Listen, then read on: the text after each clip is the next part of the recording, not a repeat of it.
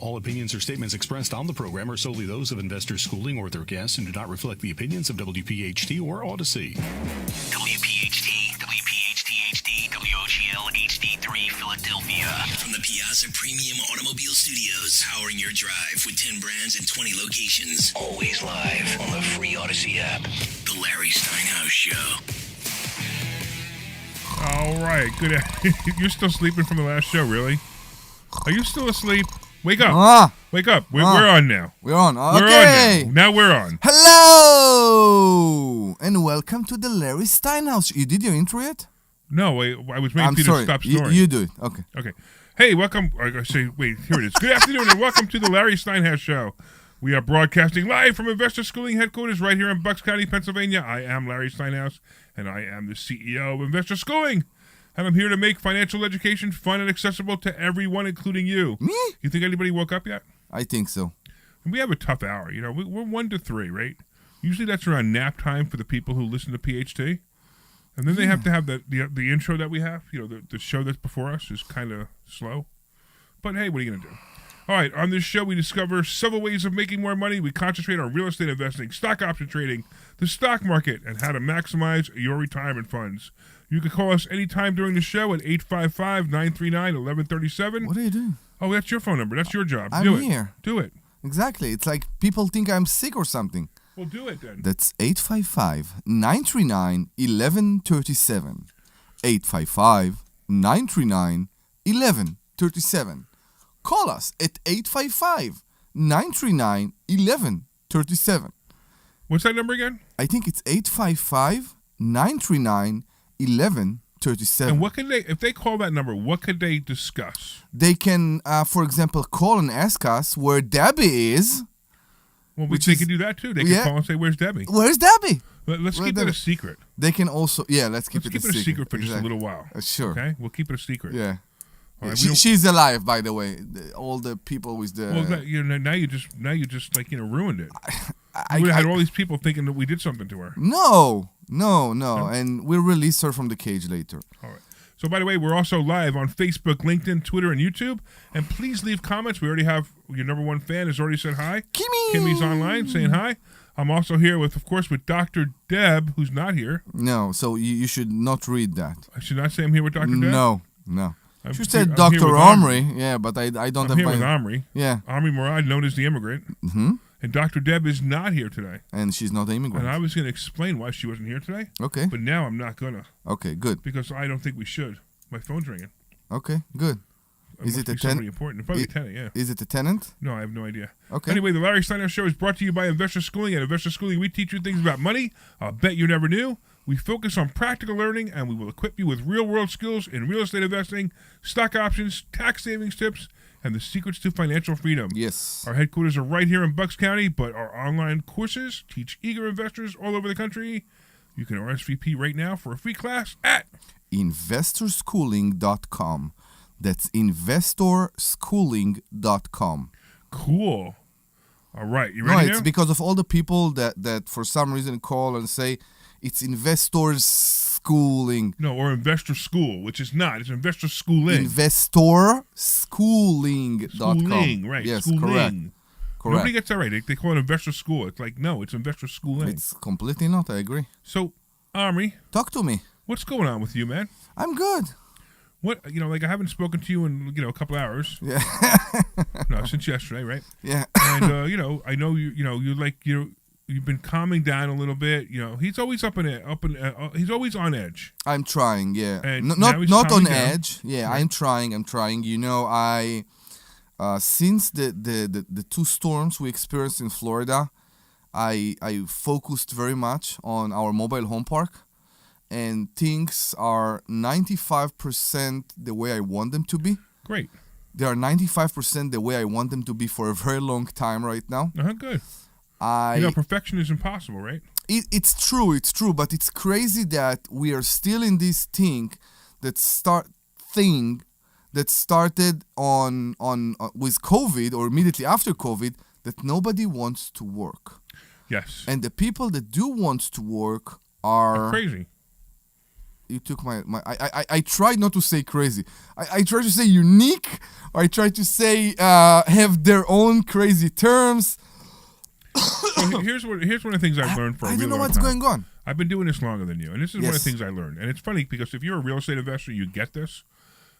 When you hire a contractor, right? Yeah. The first job they do is phenomenal. Awesome. It's like, wow, this guy, fell from heaven. This guy is the greatest contractor ever. They try to buy you Right. as a And- customer. Right. And then they do the second job, and they do a Acceptable. good job. Yeah, acceptable. And then by the third time, it's like, what happened to this guy? On the fourth time, they don't answer the phone And the first, anymore. yeah, they stop answering the phone. Yeah, it's really weird. It's insane. So, it seems like that is the way contractors are, and it's just always and always over and over and over again. So you know that in Florida, I reached a point that I am trying to find a person that will be full position. Yeah, I am full-time, but willing- I don't think that's a great idea. I am willing to give a lot of money for a person that will work every day, 21 days. 21 days a month, and will bring home a very nice salary. And I can't get this person. I know, it's crazy. It's So- crazy. $50,000-$60,000 a year. People still don't want to work. Yeah, I want to go back to just real quick what I said before. When I say contractor, I'm talking about somebody who does like the whole job. Like if you say- Handyman, yeah, If you say go in and do the entire, first floor of a unit, correct. they do a great job at first. But then we got these guys who are like, we talked about handyman Blake. Yeah. Blake the plumber. Blake the plumber is like my favorite. Awesome. Blake the plumber will go. I mean, last week we talked about it. What Blake the time- plumber was what 4 time- o'clock in the morning. 4 o'clock. He was at Pottstown. He fixed my plumbing leak at 4 o'clock in the morning. Blew my mind. I know. And he didn't even have to. The tenant. I already said to the tenant, look, we'll Close get the to it in water, I morning. guess. Yeah. But I just happened to text him. When I texted him, it was 2 o'clock in the morning when I texted him, thinking that his phone was off and he would get it in the morning. I just want to, Yeah. I want to make sure I didn't forget to text him. Right? He texted me right back. He goes, "You want me to go now?" I'm like, "Really?" I texted the tenant. The tenant said, "Sure," and he went out there. I mean, that's the guy. That's the guy who every single time. So Blake is the guy that you want Yeah. on your side every time. I talked to. But he's not doing full renovations, right? And so I think it's a different attitude when the guy is a plumber versus the guy is a full renovator. And you have him Correct. come in So because I got great HVAC guys. I got great I know. plumbing guys. I mean, I had an HVAC. I have the weirdest thing. I have one of these on-demand water heaters in one of my units. Yeah. These things are great, but there's a really weird thing. They have a vent, and somehow Gas or electric? it's gas. Yeah. And somehow the vent, when it gets really windy, every once in a while something blows down the vent into the thing and shuts it off. Because, Of course, the flame. It take off the flame. It doesn't take the flame off. It actually, because it's a safety feature. There's a pilot. What? No, it just shuts it off. Really? So if there's something obstructing the vent, it shuts the whole unit off. So you need a flap at the top, Right, like in a I tractor guess. exhaust. Maybe, Yeah. maybe. Yeah. But this has happened to me twice in the last 2 years in the same place. And what do? And my They come contractor and goes out. He goes empties it and cleans it every time. But it's amazing to me that also this guy, he just went right down. The tenant called me last night at 7 o'clock. Hey, we have no hot water, and he hears a beeping coming from the hot water heater, which is the on-demand hot water heater. Mhm. I sent a text message to Rick, and Rick went down there this morning and fixed it. He was there before I got to the office this morning at 9 o'clock. Awesome. He's just great. I know. That's the beauty. These are the people that you have to have on your side. And we have a great electrician. Yeah, we have a great electrician, right? Yeah. Jay? Yep. You need to understand Right. that those people are actually part of the school. That's very important, yeah. When you are a skillful handyman, electrician, plumber, contractor, and you come here to the school, the get amount so much of jobs, yeah. opportunity for work Yeah. when you are in a class, when you are in a school with is phenomenal. Yeah. It's crazy. But don't come here. Don't join this school just for that. I don't want people doing that. No, of course I not. just like if you're coming here to learn about money, coming here to learn about investment properties, learn about the stock market, learn about how to save more money in taxes, Mhm. learn how to build your business. That's what I want you to do. And the side benefit is you're going to get all this business. Correct. So we had some great success stories this week. Success stories this week. Yeah. Tell me. You don't know about success stories this week? Tell me. You will remind me now. Well, one of my biggest success stories was I finally rented my place in Lansdale. Oh my God. I'm so Yeah. jealous. I know. I'm going to bring that up because I want to bring How old? No, I'm sorry, not how old. How much time it was vacant? 4 months. And 4 I've months. never had that. I mean, I'm telling you, Yeah. I've been doing it for 43 years, and I can't remember another time where I've had anything vacant for that long. So 43 years. My question to you is: was it ever vacant for so long during the winter? Because everybody say it's this time of year, it's hard to rent when the snow is on and it's so cold, nobody moves. And yet, like you say, I've never had such a problem to rent a place for so long, Yeah. even during January, February. I am shocked myself. I was shocked myself, but and I don't understand it myself. However, I sent you an article yesterday. I don't know if you got to read it. No, I don't think so. So I actually got this article yesterday on CNBC, and I think it's important that we discuss it. Okay. So the article is entitled, you ready? 2025 is a renter's market, housing economist says. Now, basically what's happening, and I read the article, and what it says in the article is they're saying that there's so many new houses being built and so many new rentals being built that it's taking longer to fill them and longer to fill for us to fill units. Because people has more offers. Because there's more choices, right? Yeah, more choices, I'm sorry. So they're actually calling it something called a renter's market. I've never heard this before. So it could mean that we're going to have to face this for a little while. Now, the other thing that's really weird is rents are going up because of these places. So some of these places are renting for like $2,500, $3,000. I know. And they're smaller than ours, and they're not that great. So I think But they're new. We are entering a more high-end times, and we see it more and more. People are looking for more luxury environment. We saw it actually a lot in Florida, if you remember. Nothing was extremely fancy, but everything was a bit more than what we used to. A bit more in the molding. The molding is a bit more fancy around the doors. It's not the standard one. Common, Everything is a bit more. The granite looks a bit more expensive. Everything seems to be a bit more.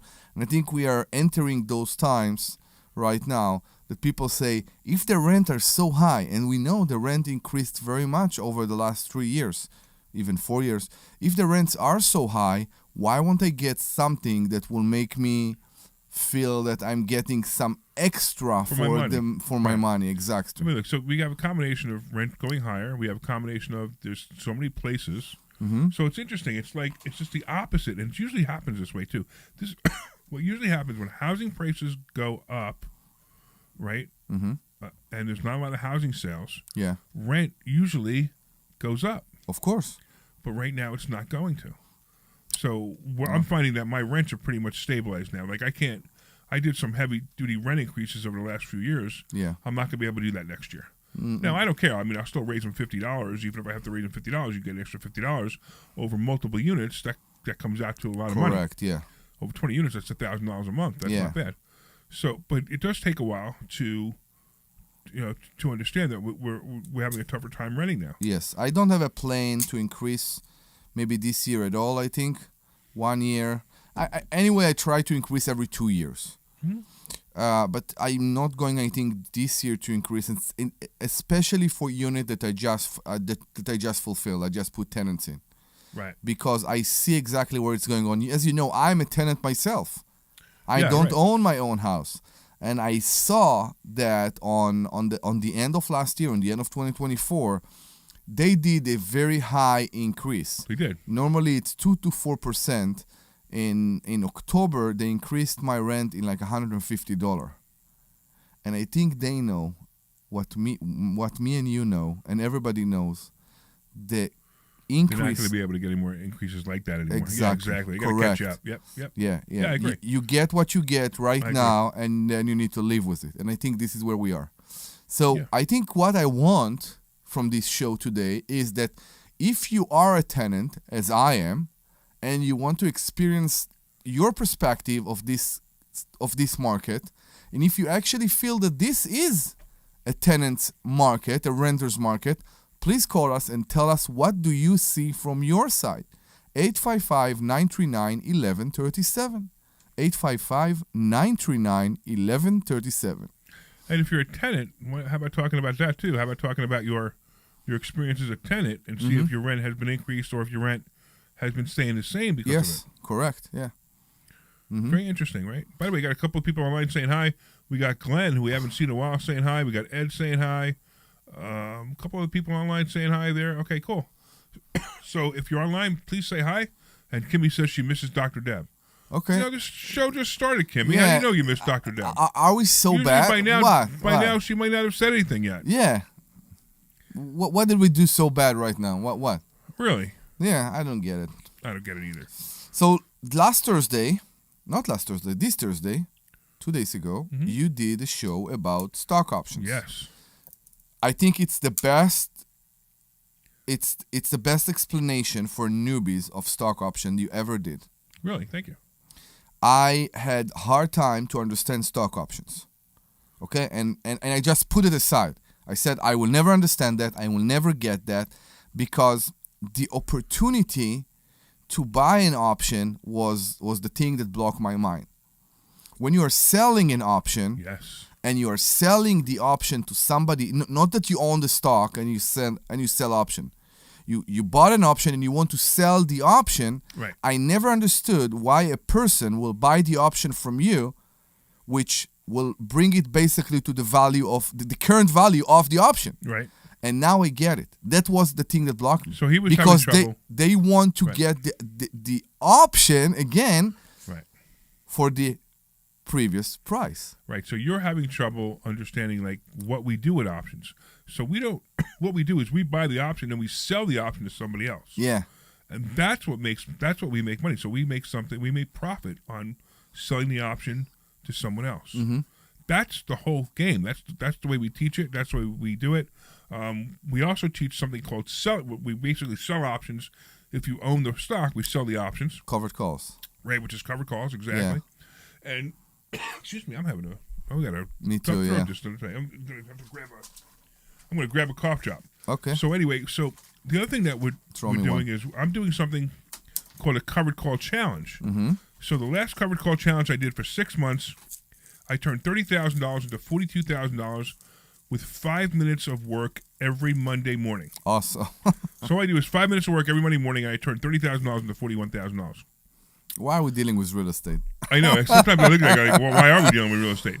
So then I have another challenge, which is my newest challenge, which I put $50,000 in an account, and I'm selling the options on the stocks I have in that account. Okay. And I'm going to sell it every month. Last month, January, I made $4,675.10 selling those options, and I'm actually taking that money as income. So what do you do if you lose the stock? So hold on a second. I don't think I can. We can't. Think I can do the candy while I talk. No, I can't. Put it inside and just leave it inside. Yeah. Okay. So it's funny. the things you have to go through when you do a radio show live, right? You know, everybody else does their show. They record their show. Yeah. Pause. They make these. Pause. I got to put candy in my mouth. Yeah, exactly. But we do it live. Okay. The reason we do it live is so you can call in. How can they call in? As long as it's a candy in the mouth, it's fine. How can they call in? 855-939-1137. I didn't say that. What was that? 855-939-1137. What is that? At 855-939-1137. That's Kirk. That's 855 insane. 939-1137. See, we don't need you anymore. Yeah. I won't stop. That's 855-939-1137. Is it a repeat? Isn't that cool? Oh my God. 939-1137. So that's not me. It's actually me, but not me. What That's is it? 855-939-1137. Today, February 1st, I'm saying 855-939-1137. That's funny. It's like I need to hold a newspaper whenever. Yeah, really. That's great. So now we could actually, we don't need you anymore. We can Okay. actually just use a recording of you now. That's how you behave to immigrants in this country, I know. I know, right? Exactly. I'm used to it. They're exposed. Yeah. Yeah. So anyway, so I have this. So the first month I took $4,600 out of this account, right? Okay. And then next month, so so Monday Mm-hmm. Monday, I will do it again. I will take another chunk of money out of the account or sell the cover calls again. The first Monday of the The month. first Monday of the month. Yes. And I have the options expire the last Friday of the month. And whatever that number is, I'm taking it. So I want to see how long $50,000 can last me. So the 4,600 that you got Yes. is mainly for option that people haven't been. I don't know, and I don't care. Some of them, they took the stock. Some of them they took the So stock. they took my AT&T and my Ford stock on Friday, yesterday. So the And 40 so I have to buy the AT&T stock back. I have to buy the Ford stock back with what? with the money I have in the account. They pay me to buy those stocks. I get it, but now you can buy less. No. Well, it depends on how high they go. Okay, I So got if you. they go up a lot, then I may have to buy less, but I'll probably be able to buy the same amount. Now, I'm going to go through this on Thursday. I'm So- not going to go through this. I'm not going to go through this here because it's too complicated. Okay, I got you. About how that account can deplete. Now, I don't. When I say deplete, it doesn't mean that I'm losing money. What it means is that I'm taking more money than I'm generating. But I'm using the exact number of selling the calls to take that money out. It's pretty insane. And I want to see how long it can last me. My guesstimate is this thing will last me. I'll be able to take money out of this account for probably between $2,000 and $5,000 a month.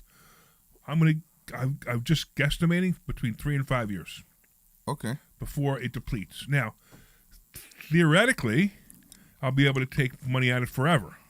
So with the $50,000, if I keep selling the covered calls and take that money out, theoretically it'll go on forever as long as the 3 companies that I have don't go out of business. Now, Yeah. most likely they won't go out of business. AT&T, Ford, and Rivian aren't going out of business, right? So as long as they don't go, Rivian is out of the 3 the most likely to go out of business, but not very likely to go out of business. No. But if out of those 3 companies, I just keep selling the covered calls, the real difference will be that maybe I won't get 4,600 anymore. Maybe I'll get 3,000. Maybe I'll get 2,000. Of course, maybe I'll as get long 1,000 as the value. over time. Yeah, Right? Over time. correct. So as I start hitting 2 or 3 years from now, I may not be getting 4,600. I might be getting 1,600. But I don't know. But theoretically, it'll go on forever. It's just the number will get smaller. That's the only thing that could change based on what I see. I think you invented a very smart retirement account. Absolutely, and that's why I'm trying to prove it. That's exactly what this is about. So I'm trying to prove that you can actually use stock options to retire off of by spending 5 minutes a month. I'm literally 5 minutes a month working on your account and retire off it. Now remember, if I had 50, now I did it with 50,000, right? Imagine I had $500,000 in there. That would have been $46,000 for the month that I would have made in January. Awesome. Right, exactly. So I'm gonna play it out. I'm gonna play it out for 6 months and give my results. So with these challenges and these experiments, I give my results every week because I want people to understand what's going on. It's just about every week. We talk about it in class. I think I'm joining you. You could. Debbie just joined me. I think I Debbie will just join. put 50,000 account, and she pretty much just mirroring me. Yeah, I will do that. I will join you. I need to do all that. It will take me some time, but yeah. I think I'm doing it. Oh, Kimmy wanted to know when you were doing Kirk, when you were doing his voice, you didn't have the sexy music behind it. You know, you didn't have the there it goes. That's 8. The X-rated movie music, the porn movie music. What? Porn movie music.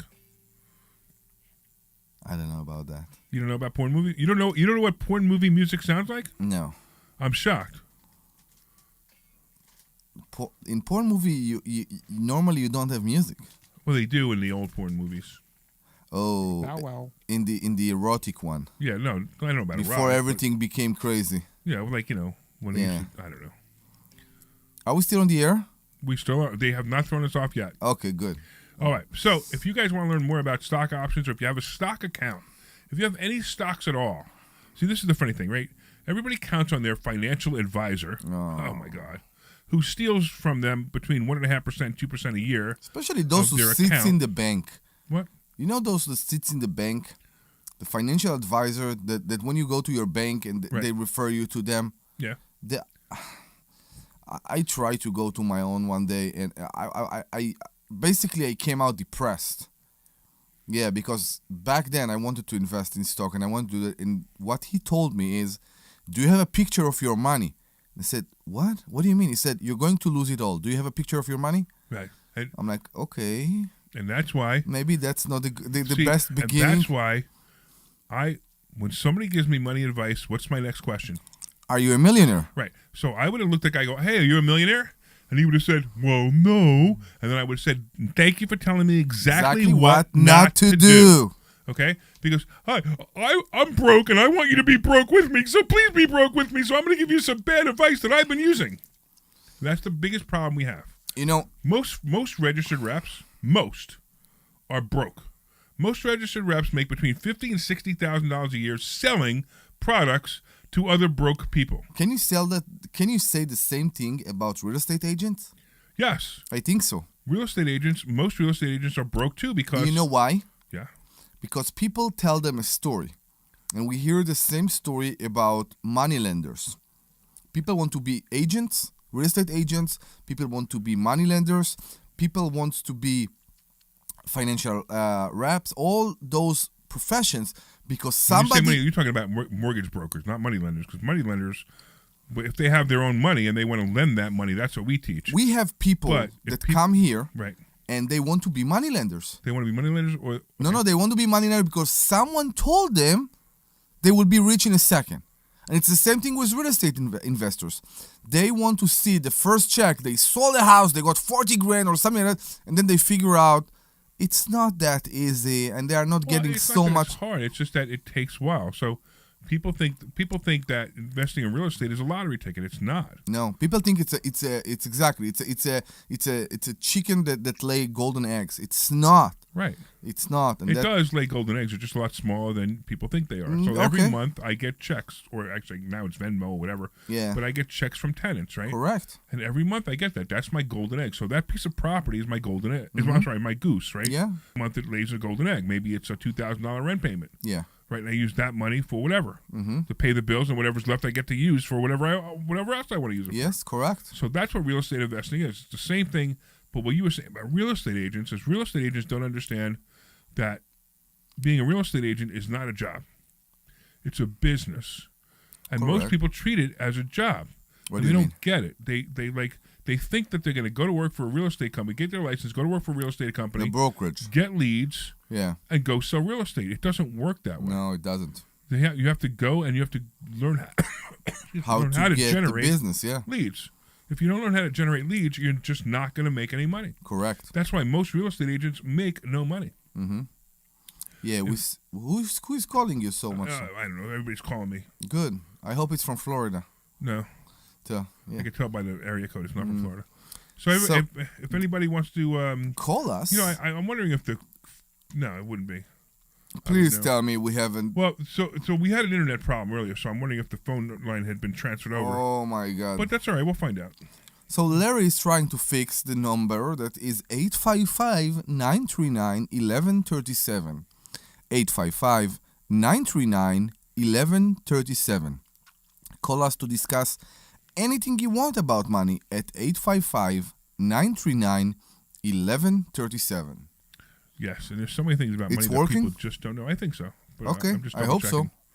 I'm just double checking, but I'm pretty sure it is. Okay. Maybe. All right, well, keep talking so I can check it. No, I think it's good. So I tell you something. You talked about chicken that lay golden eggs. I think we talked about that last week. I'm dealing with a problematic tenant right now.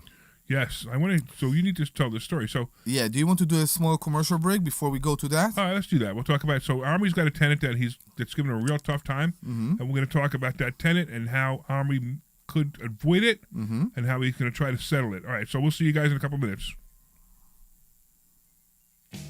This is Larry Steinhouse with Investor School. All right, back in 2 minutes. Thank to you. buy investment properties is? It's now. It's always always now. now. You just Always. need to learn how to buy them correctly. Go to investorschooling.com and sign up for a complimentary class. And the hard out is 58.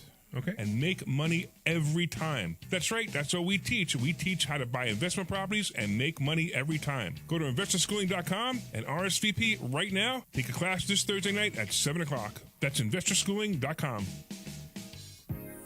This is Larry Steinhouse with Investor Schooling. Are you ready for retirement? Have you prepared everything you need? Well, in Investor Schooling, we will teach you ways to better prepare for your retirement using real estate and the stock market. But you need to learn how to do it right. And that's what we teach. At Investor Schooling, we sell nothing but education. Come to Investor Schooling and learn how to have a better retirement. Go to investorschooling.com and RSVP right now for this Thursday's class at 7 o'clock. Go to investorschooling.com. That's investorschooling.com. This is Larry Steinhouse with Investor Schooling. Don't go through life ignorant about how to become a millionaire. Learn how to invest in real estate, the stock market, precious metals, and learn from an expert. At Investor Schooling, we teach these things and more. We only provide education, and we will teach you how to leverage real estate, how to leverage the stock market, and how to leverage precious metals to make more money than you've ever made before. Go to investorschooling.com and take a complimentary class this Thursday. We will see you there. Investorschooling.com. That's investorschooling.com.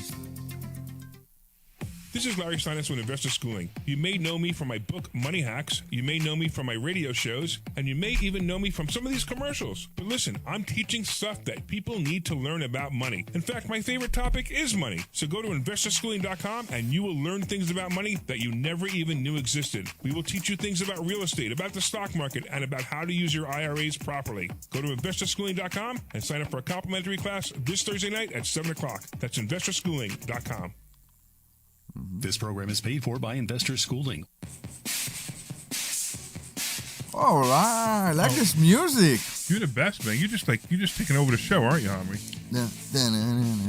All right. Well, welcome back. Welcome back to the Larry Steinhouse Show. I'm here with Omri Morad, my co-host and my partner. My interrupting. And Co-host and you're partner. interrupting the interrupter, the great interrupter. Yeah. You interrupted me again. I forgot what I was saying now.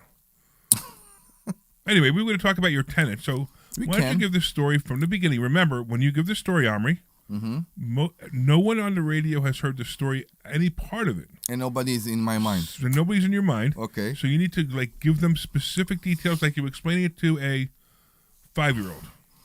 So I have a unit in a townhouse in Norristown, and I have a tenant that moved in there at the end of 2021. Now, this house, believe it or not, was the house who titled me the worst landlord ever. Closer to the mic. Oh, sorry, me? Yeah, you. Just a little bit. Okay. He's not close enough, or he's too close? He's a little far away. Too far away. Okay. So this is the house who titled me the worst landlord, with the previous tenant in this house, which of course caused me a lot of pain during COVID, with a tenant that was there for exactly a year. Believe it or not, I got most of the money at the end, not by her, but by all kind of organization. But the tenant that taught me a lot about how to be a landlord. A few months later, I got a new tenant there that came through an organization, and this tenant was there, is still there. Actually, he's still there as of today. We are talking about the end of 21, so 22, 23, 24. What did they give you? They gave you the first month, the last month of Women's Security? So in PA, there is there are many organizations. Almost all of them are being funded by the same pocket, which is an organization, a state organization called Your Way Home. And Your Way Home is willing to provide assistance to low-income households for up to, back then, I don't know if it got changed, but back then it was up to 18 months. So they provided assistance for the security, the first month rent, and I think it was 6 rents up front. Wow, okay. Okay, that's what they provide. Hard to say no to that. It's hard to say no to that, and I saw the signs with the tenants, but the tenant had no evictions in the past, no possessions, no nothing, and it seems like he was on the right track. The story was acceptable, and I was willing to get into this risk. And the other thing was, remember, I just had the worst tenant there, and I just had an empty house while I'm renovating 2 others. I wanted to occupy it. I was done. By the way, that's a big mistake. Never make the mistake of, I'll just rent it to somebody so it's occupied. Correct. Now you get stuck with a tenant who's bad. Correct. And you're better off having an empty unit than a unit with a tenant in it that's not paying. Correct. So during this time, this is, believe it or not, the third year that during November, December, and January, I have court cases against this tenant. Last year, I had to file 3 times because every time he paid what the judge refused to give me a possession. He gave me what's called a pay and stay. I will explain. A pay and stay means I want to get the money for the rent, and then the tenant can stay. If they don't pay, then you can file for possession.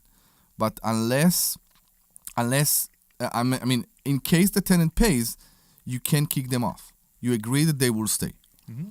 So last year, in the same time during the year, January, I had 3 cases because every time the day the constable was I do there, remember this, yes. they paid until the last cent. Right.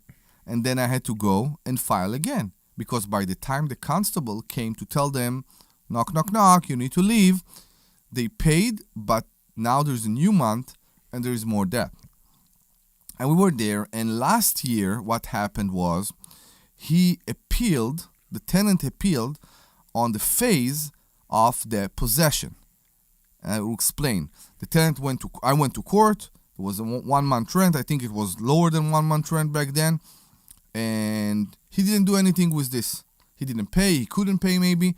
And 10 days after I got this judgment from the district court, I go and I file for possession. The tenant appealed the file for possession made by me against the judgment. Do you understand? Yes. I hope the listeners understand, but Yeah. if not, you're welcome to call. So on what grounds do they appeal? I would be so mad. So when you go right now, you can sign all kind of affidavit in the court of common pleas that are basically a shortcut. You don't need to put the judgment amount, for example, in an escrow because you sign a declaration that you don't have this kind of money and your impact have been affected, blah, blah, blah, blah, blah. You don't have the money to pay for filing fees, for example, for the case because this and this happened to you, this and this. Insane. So back then, again, it was a possession. He filed an appeal against the possession. Against the possession, there is what's called an emergency hearing. There was no hearing at the end, and the judge basically granted him 10 days. How do you call it? Gratuity period? Grace period? Whatever, Okay. yeah, exactly. And he got 10 more Continuance days. is really the word, but okay. Yeah, he got 10 more days, emergency thing. Continuance, okay. Yeah, and after the 10 more days, he actually paid everything in full. And that was, I think, January or February of last year. This year, he was smarter. And I am dumber. He learned. He learned. What he did is he actually took the judgment immediately after I got it. The judgment was for 1 month rent. So there is a thing with this tenant that I believe he has goodwill, but he has problem to show it. Every time, the day of the court hearing, he pays. Sometimes he doesn't pay everything, but he pays. And then when you go to the judge, you stand in front of a judge and the judgment is less, it's smaller. So we're there and the guy took the judgment, he waited a few days and he went to appeal the money. He didn't appeal the possession because there is no possession yet.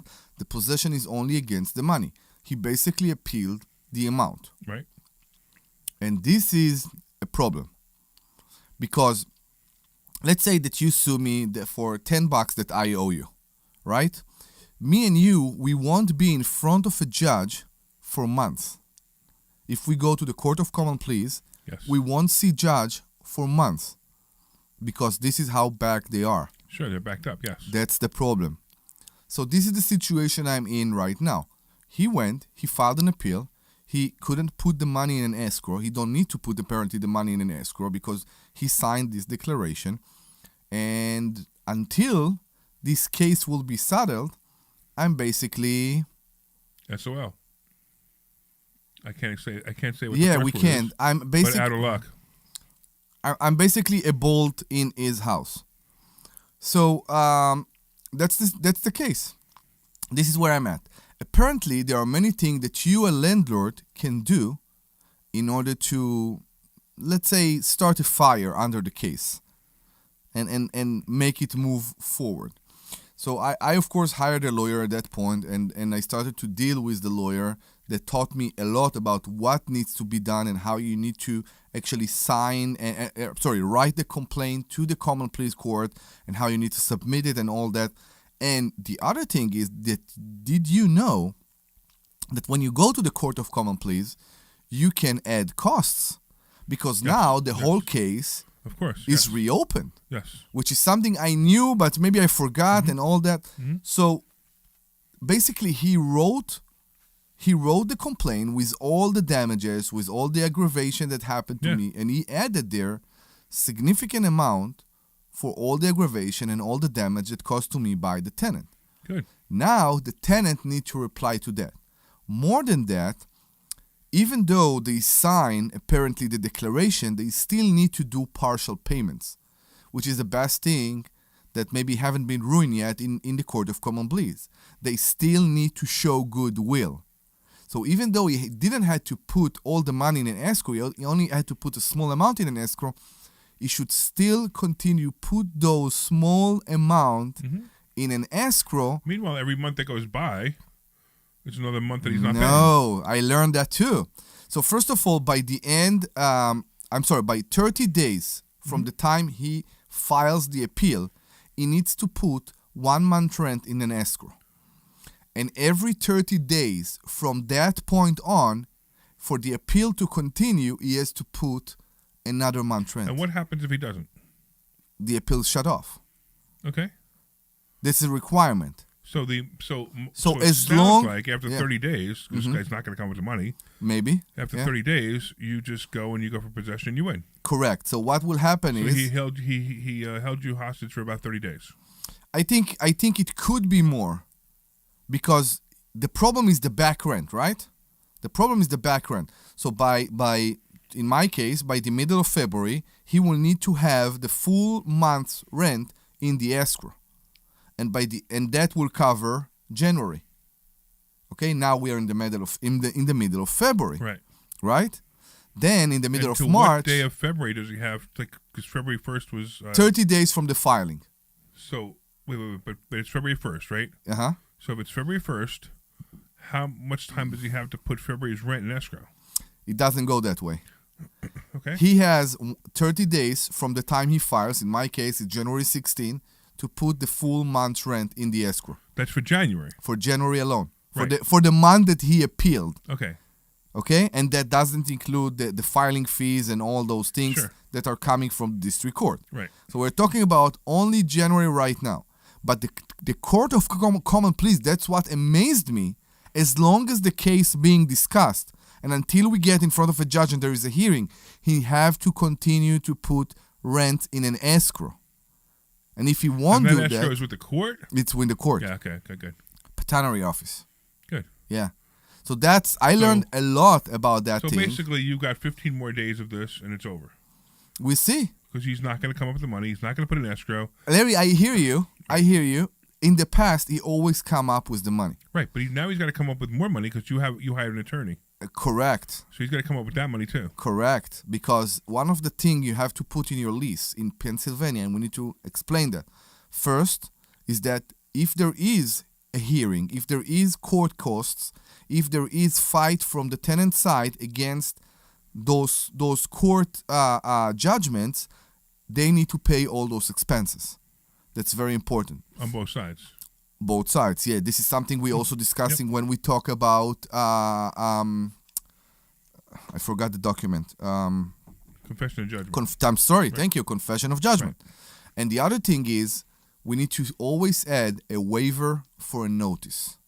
Yes.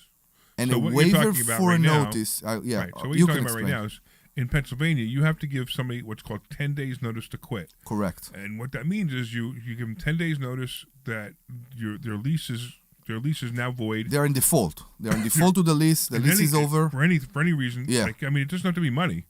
It could be that they've been too noisy. It could be They have a anything. dog. Whatever. Right. It could be whatever. Because Yeah. remember, I had a drug dealer in my unit Correct. and legal activities, and we caught him. We had him on ring camera video, and the police didn't do anything. So the police didn't arrest him. Actually, they did, but they released him. And then we said, okay, fine. I don't want this guy in my house anymore. And we went to court, and I won based on the fact that he was a drug dealer. And the judge said, fine, go. You have to go. The guy paid his rent on time. I'm like 4 days all the time. So that's the thing. I think I will be I'm not a psychic, but I believe I will be in the same position. I believe that next month I will be in a point that maybe I will have all the money. Because history told me with this tenant over the last So 4 now, years, you get all the money. What are you going to do then? it's a very problematic question to ask a landlord with an empty unit in February. Well, yeah, but okay. So now you get all the money in February, right? What I would do, Yeah, as soon as I got all the money, I'd give him a 10-day notice to quit, even though it's not in your lease. yeah, I would give him a 10-day notice to quit. I'm sorry, you have 30 days to move out. You've broken the lease. Your rent Yeah. has been late quite a few times, and habitually late. I might even say, and now I want possession. You're not even suing for rent now, because you just gave you all the rent. You're suing for possession only, and you want him out. You know who I ate the most? Who? Myself. Why? And I will explain to you why. Sometimes things can be more personal for us. Yes. Sometimes things hurt us more, especially if we showed good interest for somebody else. And basically they... Yes. Yeah. So And that's the problem. There's an expression in America: Okay. no good deed goes unpunished. Okay. Right. So you do something nice for somebody, right? Yeah. And then they don't. They either say that you did it for other reasons, or then they go ahead and they punish you, like this guy, right? You let him stay there for another year after he messed with you the first time. You let him stay there for another year, And here I am. and here you are. Yeah. No good deed goes unpunished. That's the thing. Right. So now, to me, I want this guy out. I don't agree. care. I just want you out. So I want to tell you something. And every time, by the way, every time Yeah. I said to myself, I want this guy out, and didn't do it, I regretted You regretted it. Yes. So that's why I declined the tenant, if you remember, on the flight back from Vegas. Why? When you have problems, communication problems mainly, because communication to me between landlord and tenant is everything. When you have communication problem at the beginning, before the lease have been signed, and they don't understand simple actions, simple instructions, you should let those things go. I will tell the story. So I had a tenant that was supposed to move in, and at the day of the move-in, they also being supported by an organization. Of the day of the move-in, there were tons of arguments. The argument was over them taking the utilities. It was over providing renter's insurance. Is over the fact that they won't be able to move in until the check would be cleared. Yes. Because they hand-wrote the organization hand-wrote a check. no, it's printed, but it's not a cashier check. Right, not They a cashier, print right. it in their office. Right. All those things, and nobody tried to provide any answers. The organization tried to put the tenant in the front. So I think it's smart, so the tenant will learn how to do those things on their own. So the organization won't be there forever. Okay. They try to push the tenant maybe to independency. I'm sorry. So that's why, and that's why I basically walked away, because the tenant was so aggressive, and I said to myself, this is the tenant that will call me at 2 a.m. shouting because of a broken cabinet knob in the Yes. kitchen. I don't want that. I don't want that. I want You to. want people who appreciate. I want to deal with good home that tenants. you give them. Exactly. You remember we talked, I think, last week about my tenant in Delaware County. That she came from Delaware. I don't know if you remember the story. And she was late for quite a while. I think since November. She all caught up and she paid everything with the late fees and all that.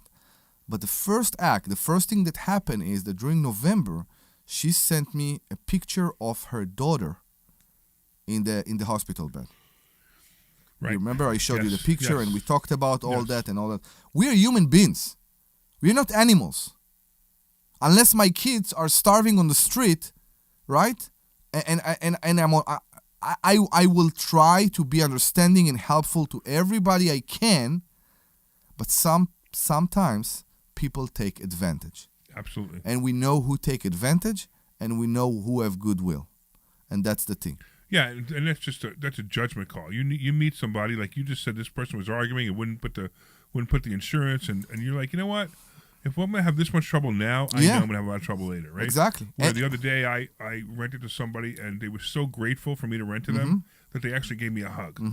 because they had some problem renting to other people. And I looked past all their problems, and I said, okay, I think you're a good person. I'm going to rent to you. Correct. And she gave me a big hug.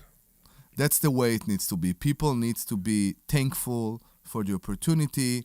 And Right. of course, it shouldn't be a fight all the time. Exactly. And it was and it's both sides. It's like, I listened to her, Exactly. and she had, and she had an issue, and I listened to her, and I said, okay, I understand the issue. Let me see how I can help, and I did. And at the same time, she was grateful for me for listening to her and helping her. We are not bad people. And we are not We're only good people. We're not bad people at all. We're good people. And I want to say that to every legal judge or court or anybody who hear me, we are not Russian oligarch. Okay? It's very important. When tenants don't pay us, it put a lot of stress on us because we can't maintain the house. Yeah, remember We that. can't pay the insurance that are double what we use. The maintenance or replacement or repairs that, believe it or not, are also double what they used to be. All those things are cost so much more right now. So when a tenant don't pay us, we are under a lot of stress. Yeah, we work on a slim margin per unit. I agree. And when one person doesn't pay, that affects the margin of all the other units. Correct. 'Cause Because if, it's the you same know, business. Right, because if I've got 5 units that I'm making $200 a month on, and 2 people stop paying, now it's costing me $2,000 a month instead of making $2,000 a month. We are talking about that. I actually forgot to mention the loans. Right. Right? Because we have mortgages on our Absolutely, properties. yes. So 1 month that the tenant don't pay, it's enough to cause us a big Right. problem. And I called the bank and I said, hey, listen, the tenant, is having a hard time. Is that okay if I don't pay you? Yeah, exactly. And they were like, no. I'm not sure the bank will be understanding in this. Yeah, position. exactly. So you have to be able to understand. You have to balance it. It has to be about being kind and also at its being firm. Yeah. I mean, I tell people the same thing. Rent's due on the 1st. On the 2nd, it's late. On the 5th, it's a $150 late fee. And on the 15th, I file for eviction. Now, listen. Your grandmother died. You're in the hospital. You got into a car accident. Call me. I'm going to send you flowers. But on the 15th, I'm still filing for eviction. Do we understand each other? And when I have that conversation, and when I look at them in the eye, I look to see their reaction. I think Debbie had a tenant up north that when she told her this sentence, she backed out. Yep. The tenant was ready to That's move right. in. They're right. She was ready to move in. But when she heard this sentence, she said, it won't work. Right. Which was Exactly. amazing to me. Exactly, which is perfect. Yeah. I mean, I had people, I've been doing this for 43 years, and I've been using that line for probably 40 of the 43 years. Yeah. And I've had the craziest reactions to that. I had one person goes, my last landlord didn't file for 2 months. I said, I'm sorry, this is not for you. Yeah. I'm just not going to rent to you. I mean, it's insane. It's like, and some people will say, I've never been late. Okay, great. I'll never be late. So why would you be worried about something like that, right? Right. And then you have the people and they test me. They test me, right? So and it happens all the time. The first time they pay the rent on time. Second time they pay it, maybe it's on the 3rd. Next one, it's on the 5th, which is the next day is the late fee day, and then it's on the 7th. Correct. And then I get the rent on the 7th, and I send them a text message. Listen, the rent was due on the 1st. After the 5th, it's a $150 late fee. Please send a $150 late fee. And no matter what they say for the excuse, and it's always something. It's always like blah blah blah blah blah blah blah. I It doesn't even understand, matter. but yeah. I respond this. Okay, I will waive the late fee 1 time. But please understand, I will never waive the late fee again under any circumstances. Correct. So what do? The next month they pay it on time. Then it goes to 3rd. Then it goes to the 7th, and then they do it again. And blah blah blah blah blah blah blah blah blah. I'm sorry. Remember the last time we spoke? I said I would never waive the late fee again. Please send it immediately. Or if you don't send it immediately, next month's rent, the first $150 of your rent goes towards the late fee first, which means that your rent will be late again, and you'll owe 2 late fees. So I suggest you send it right away. And no matter what they say, nope, I'm sorry, you're sending a late fee. I had a big argue with a judge about that. Because, so what this judge, what she basically said is that when a late fee applied, the late fee just stayed there. I don't need to take it from the next month's rent. Of course you do. And I completely disagree with her. The tenant wasn't there, actually. The tenant sent her free lawyer Right. to argue that. And I mean, I got what I got from the judge, and I was happy. And the tenant was out anyway, and I was done. Yeah, typically that's what you try and do anyway. I have another question. But that's for why you. you got to. That's another reason why you got to go to court right away. Because if you have 2 or 3 or 4 late fees, the Yes. judge will say, "Sorry, she's only paying 1 late fee." I'm like, I'm sorry, she signed a contract. I know, but I'm a judge, and I could void your contract. Yeah, I'm not sure No, the that's not how bank. things work. Yeah, the I'm sorry, bank Your Honor. won't That's not how it charge works. me a late fee for. Yeah, I got you. Thanks. Yeah, the bank won't charge me late fee only for 1 month of late payment on my mortgage, right? It will be a late fee of every time I was late on my mortgage. Yeah, exactly. So I'm not sure how it works here. I don't understand it either. It makes absolutely no sense. I have one question before we go to commercials. We're not going to commercial. We're going to end this section, And then we go. and then we'll get. Okay, yeah, okay. Yeah. You can say that. Okay. So I have a question for you. I know today everything almost is electronic. I don't get any more checks, but still sometimes a check does arrive, especially with organization. You know I work with a lot. How do you determine if the rent is late I go by the date it was postmarked. on the envelope? Because I used to do this a long time ago when I used to get checks. On the I used to open up envelope, my yeah. mailbox and I have all these checks from all these rents, right? Yeah. And I would go by the postmark. So if somebody sent me a check and I didn't get it to the 20th, but it was postmarked the 4th, I all this time I'm communicating with them saying I haven't got the check, I haven't got a check, I haven't got a check. But I say as long as I get it and it's postmarked before the 5th, I'm okay with it. Okay, I got you. Because it's not their fault. I agree. But Venmo and Cash App and PayPal, Best way. that's great. You get the money right away. Yeah, 2 days. And they can't stop payment on it. They what? They can't stop payment on it. Once it goes to your account, they can't stop payment on it. So I had a very, very weird situation, but maybe we'll discuss it in the next hour, that Zelle declined. So a tenant called and did a big fuss because they paid their deposit. Right. As you know, we signed them on a contract to hold the apartment, and they called the bank and they did something, and Zelle took the money back from my account. Really? As long as it was pending, and I was amazed. I didn't know this possible. Yeah. We can also talk about how Section 8 takes money out of your account. Guys, gotta Exactly. go. All right. Yeah. All right, cool. All right, listen, I want to thank everybody. You guys are awesome for listening. We love it when you guys listen every week. We're here, of course, every week from 1 to 3. We do 2 shows, so we'll be starting another show right after this one. And I want to thank the audience. I want to thank Omri for being here, for telling some great stories. I want to thank Kirk Corliss, who's the cool Kirk Corliss, right? That's what we call him, for being our superstar engineer today. Producer. And I don't want to thank any of the callers because nobody called. Okay. You know why? Because this other show, keeps them from calling. They're still schooling. Anyway, if you want to go to Investor Schooling, go to investorschooling.com and take a free class. That's investorschooling.com. This program is paid for by Investor Schooling. All opinions or statements All right, back at 2:30. those of Investor Schooling or their guests and do not reflect the opinions of WPHT or Odyssey. WPHT, WPHT-HD, WOGL HD3 Philadelphia. From the Piazza Auto Group Studios, experience the power. Sour, you got to get out at 58. At 58. Live. Musical over. Yeah. Tune in tonight starting at 7 p.m. for the I Bob didn't Head. get it. What'd you say? No, because it's got to be at 58. Like at 58. You can't, because you went At over 58, we go 59 and a half. 98.1. It's the morning woman again. It's going to cut Wait, close. hold on, Kirk. I'm confused by what you're saying. Now Taxes is using 58. 58? 58. How did Yes. 58? Yes. Since when? Right in Credit Karma. Now, Since, because you got like 2 minutes for, there's like 2 spots and there's an ID. What? And We then always do there's the 59 and a goes half. into- Always. Okay, well, all right. Well, I usually have like a little bit of buffer, but I just want to I don't want to keep. 59 and a half, man. I'm out of 59 and a half, always. Okay, all right. I must All have right? forgotten. And you should start music the playing phone like up at immediately 59. or throw that You should mail- start music playing in case we're not paying attention to the clock. timeshare resort Okay, I can do that. Okay? group assistance with your 59. timeshare. Yeah, As 59. only Inc. 500 timeshare cancellation company. Our knowledge, experience, and results has made Yes, of Wesley course, give me a this another trusted hour. resource for over 40,000 families we've helped get Why out of am their I signal timeshare.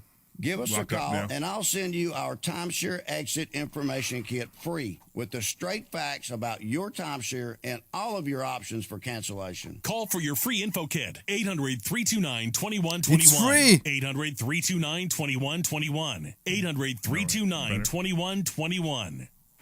Local news can come at you fast.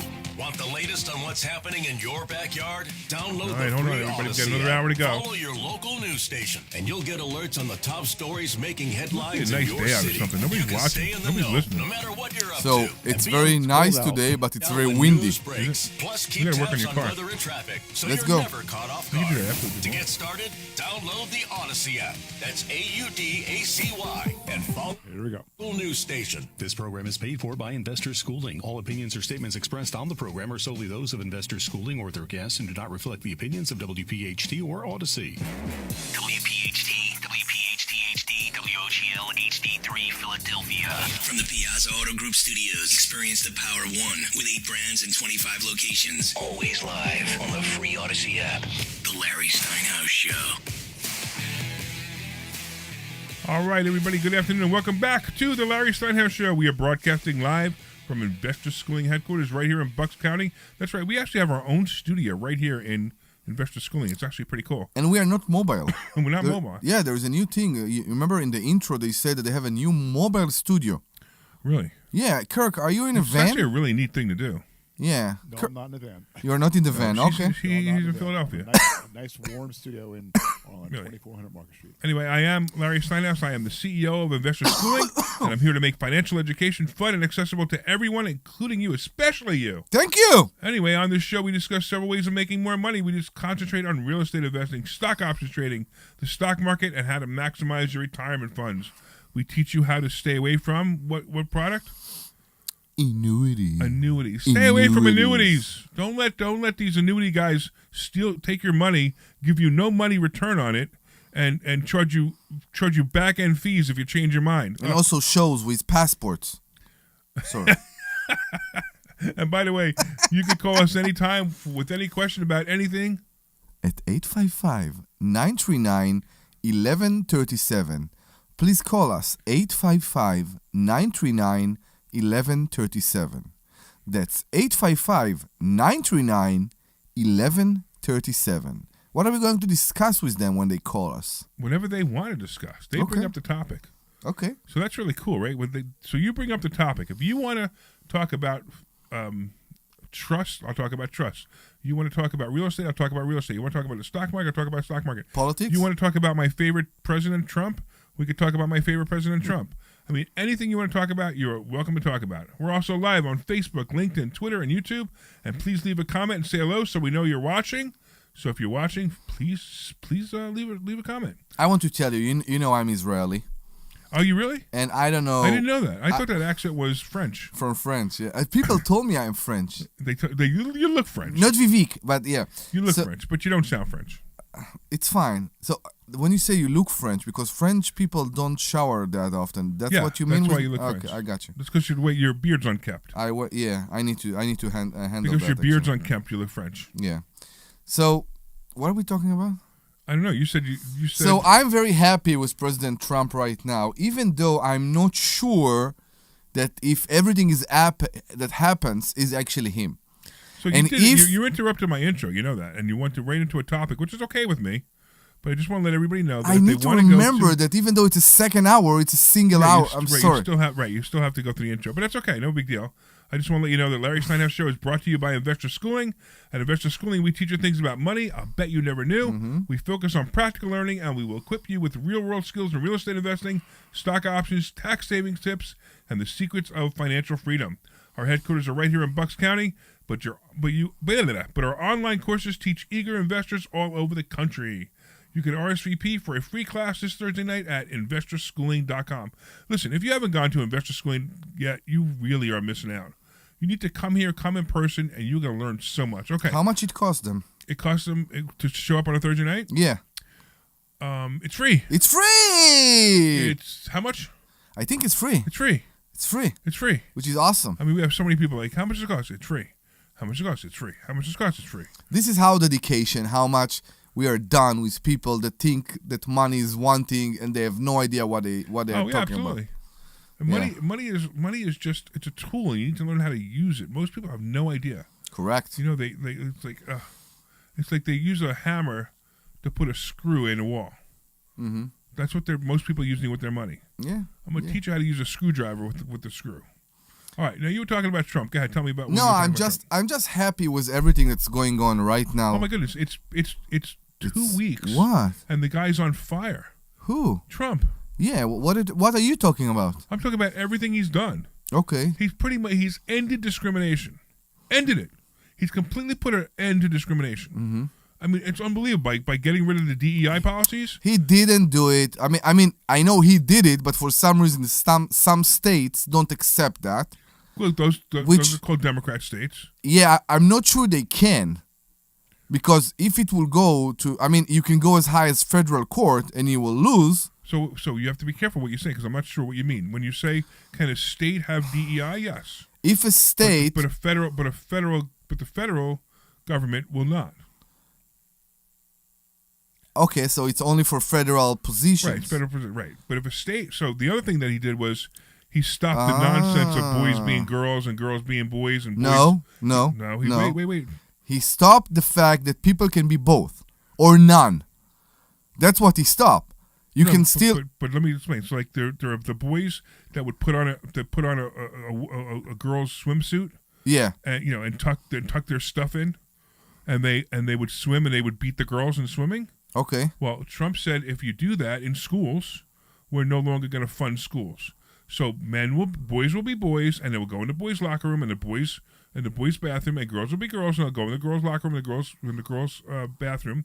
And if you don't like it, we're going to cut off all your federal funds. I'm not sure I'm aware of that. What do you mean by that? What do you mean by federal funds? No, what do you mean by So like a boy who says I'm now a girl wants to go in the girls' locker room. Sorry, you're not allowed. But how I do it without being kicked out? So what do? You need to go into you take I don't care pills, what you do You're the a boy, surgery. You have boy parts, you go into the boy parts bathroom. Unless you go and do the surgery and take off your boy I don't parts. even know if that's still going to work. But I don't care. Okay. And anybody who does that, that's mutilation. And if you're 18 years old and you want to mutilate your body, go right ahead. But if you're under 18 years old and your parents allow it, that's child abuse. That's crazy. I didn't know this is allowed.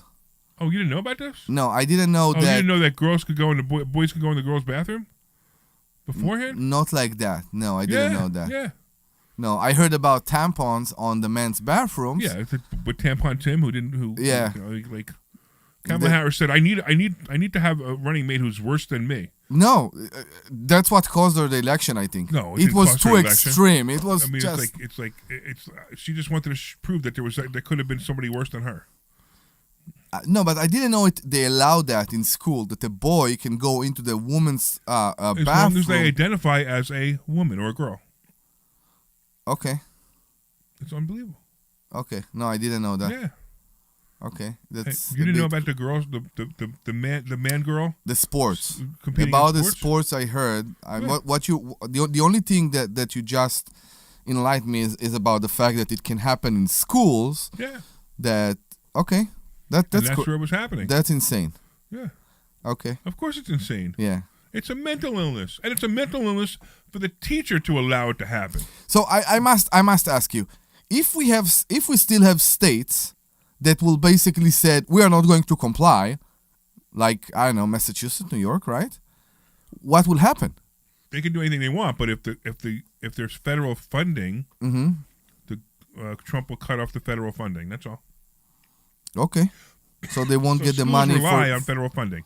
Okay, and if they're gonna let boys compete as girls in girls' sports, Trump's gonna cut off the federal funding. Yeah, okay, and that's fine. I agree.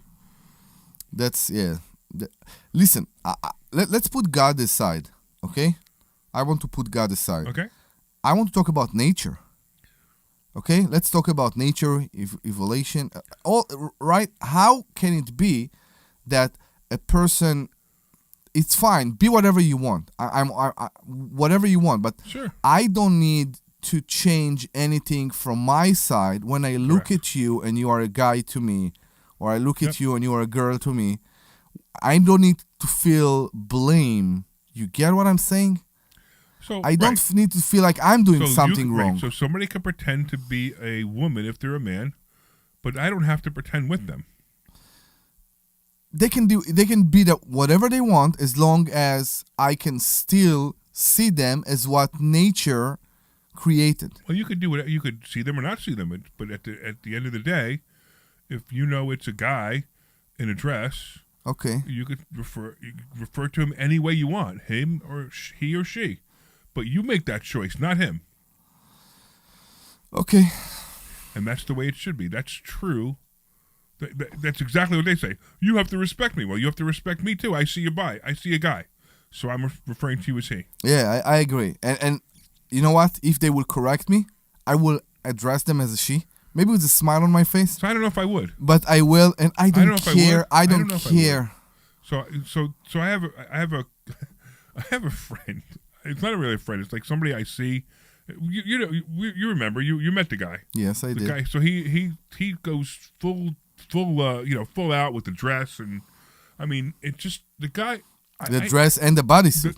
Yeah, and he wears a bodysuit, so he has breasts. Which, by the way, I heard now he's getting breast implants. Mm-hmm. You know, and I always refer to him in front of other people, in front of him and in front of other people. I say he. I say, you know, he's been doing this for a while. Blah blah blah. He this. I never call him she. Okay. And he never corrected me. you. Okay, awesome. All right. And in fact, he's hysterical. I mean, it's a fetish, whatever it is. I don't know what it is with him. But, you know, whatever it is with him, he enjoys it. That's his life. I don't care. He's a really nice guy. It shows a lot of confidence in a human being. Yeah, right. He's a really nice guy. And, you know, he attracts a lot of attention. He attracts more attention dressing as a woman than I attract when I wear my jackets. For example, yeah, I agree. Right? I mean, one of the first days I met him, he came up to me, he goes, you trying to get some attention with these jackets? I look at him and I go, not as much as you.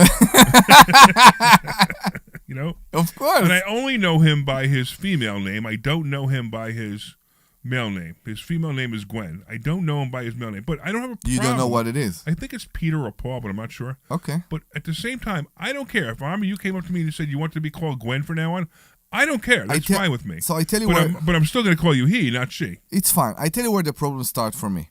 We were in Six Flags. I think it was maybe Massachusetts, a year ago. Okay, and we are standing in line, and we reach we are first in line right now, and the operator has a tag on her shirt, and under her name there was today referred to me as her she. Right.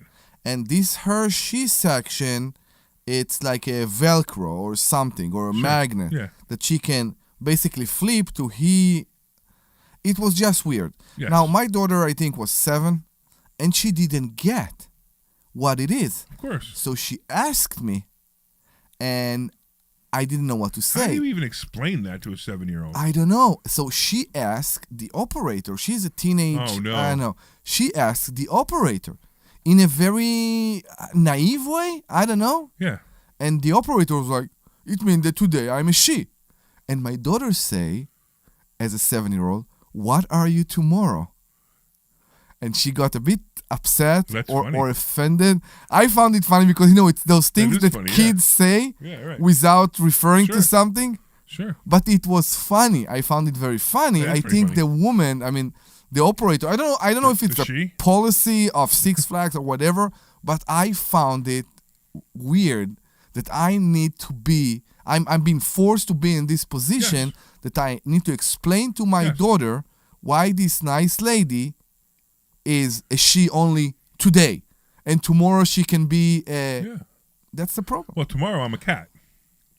I'm not sure you can be a cat.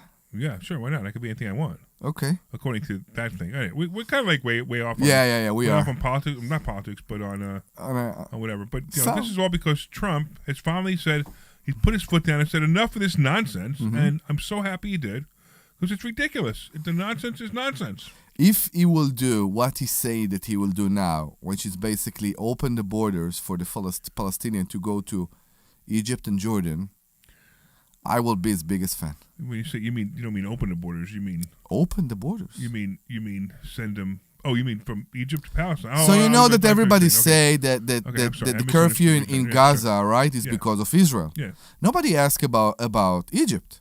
They have a border in Egypt, and the border is closed too. Yes. So I'm sorry, but there is a situation here with a population of few million people that nobody wants. Right. Nobody wants. Because they're terrorists, It's most of them. ridiculous. I don't know. Many people came many hostages are coming back. Right, not many as the terrorists are being released, but many hostages are coming back right now, and everybody has almost the same message to the people. What they say is, don't think for a second there is innocent people there. Okay. Good. We are being kept by families. We're cooking for them, cleaning for them, living for them, and we were still hostages for those families. Right. Are they terrorized? Are they afraid? I guess they do, but in a way they. Stockholm syndrome.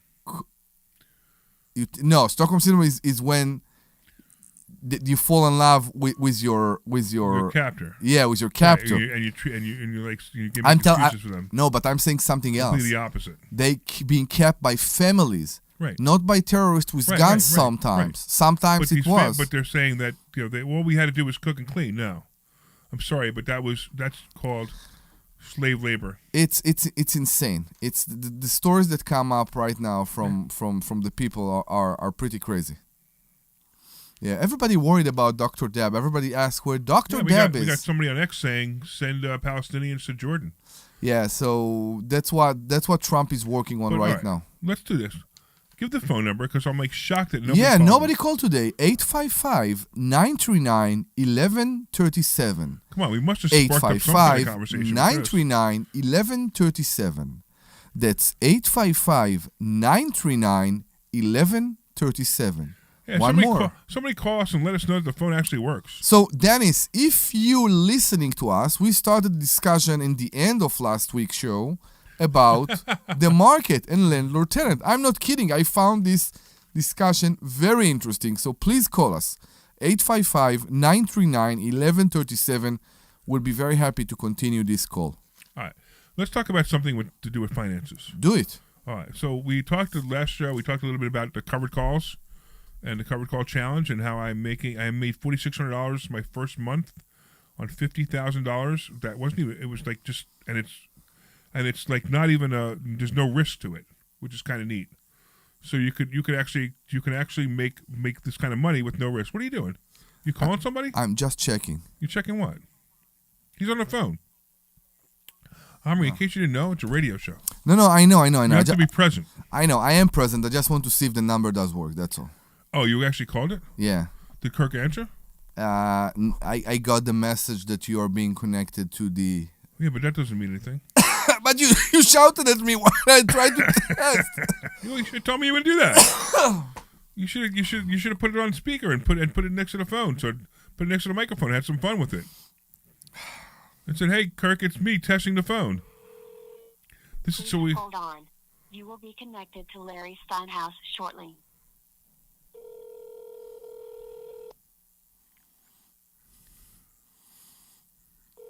We're seeing if it works. I wonder if Kirk's just not going to answer the phone on purpose.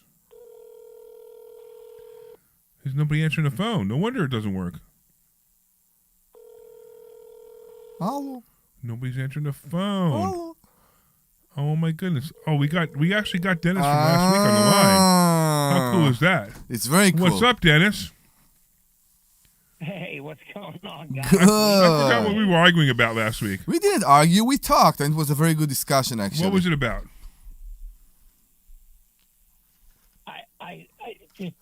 Can I preface this with please don't jump down my throat? I'm on your guys' side. Dude, I love jumping down people's throats. No. There are no sides here. Okay, but I tend to agree with you guys. So okay. I was really caught off guard last week.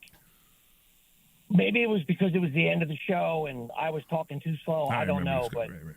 So this is what it sounded like, Dennis. I'm gonna just give me 1 second because I want to preface this call. So you said that we can't pick tenants based on their character, right? And my brain immediately. The law prevents that. No, that's not true. The law does not prevent that. I could pick tenants based on their character anytime. I can't discriminate. The word character is the problem. No, the word character is the only thing that makes any sense. But character can be the person color, and it also can be. No, character is not color. Okay. Character. That's the problem.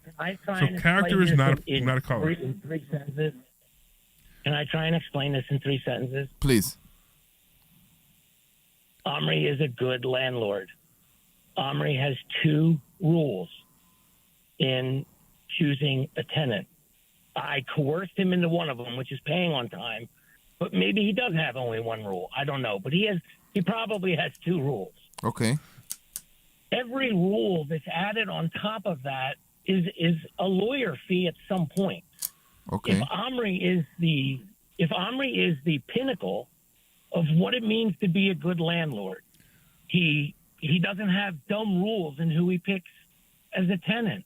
He That's not keeps true. a clean place. That's not true. I have rules of who I pick as a tenant. You want to know what the first rule is? You ready? They're nice Sure. people.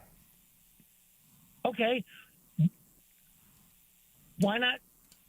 If they're nice people, Yeah. then you have a contract. And the contract, like you guys always say, says don't destroy the place, pay on time. If you don't, you're out. Yep. And you agree. That's a simple contract. But if I have two tenants in front of me and they both have identical credit scores and they both have identical incomes, and one is, I want this place now, and the other one is, thank you so much for giving me this place, I'm picking the person who says, thank you so much for giving me the place. That's character. Yes. That's it. But you can't put it in writing, Dennis. Let me rephrase my question then, Okay. Larry. As someone who is not a lawyer and not a landlord and doesn't want to be a landlord. Right. You know why you don't want to be a landlord? Because you're doesn't scaring yourself out of being a landlord because you don't understand it. No, Larry, I'm not. I know you're a phone call guy. I get that. I'm What not does that mean? interested in that work. But go ahead. That's Go ahead. what you say. You're a phone call, which I agree. That's what a landlord. Oh, you should mean I be. make They should phone be a calls to coordinator. have like the things fixed? Yes. Okay. Yeah, people get fixed stuff. Yeah. Right. Yeah. I'm not interested in that work. I'm just not. No. Okay. Fine. So go ahead. So what is your point? Then? I'm not a lawyer. I don't want to be. I'm not a landlord. I don't want to be. Right. Then explain to me why it seems so complicated legally to be a landlord and live off your reputation. So I don't understand the question. I think you. You guys every week talk about all these rules that seem to frustrate you. Mm-hmm. Well, I don't know about that either. So we have lots and lots and lots of properties, and every once in a while we talk. So we talk about good things and we talk about bad things. We give the truth, right? So today, Omri talked about you one of talk his about tenants. Good things. I'm not saying you don't talk about good things. I learn a ton of stuff from you guys. I think you're hilarious. Thank you. I think you're informative. Definitely opinionated. So am I. Thank you. I like people sharing their opinions. I like people talking out loud. I don't like trying to figure out what people are thinking. Right, but part of your problem is you I have guess- opinions based on no facts. You've never been a landlord. Yeah, You've never so been. I'm asking you. Right. So when you say, "Can I pick somebody based on character?" The answer is yes, but I can't pick on somebody based on race because that's called discrimination. Okay, Larry. So that's kind of what I'm saying. Okay. You can't know. I picked him on character to court.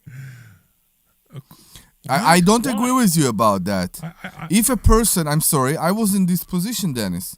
If a person hang up the phone to my face, and when a person shouts at me or curse me over text messages, I show that in court to a judge before to show the person character. This is their character, and this is something that I'm showing in order to basically say I don't want this person based on his character as my tenant.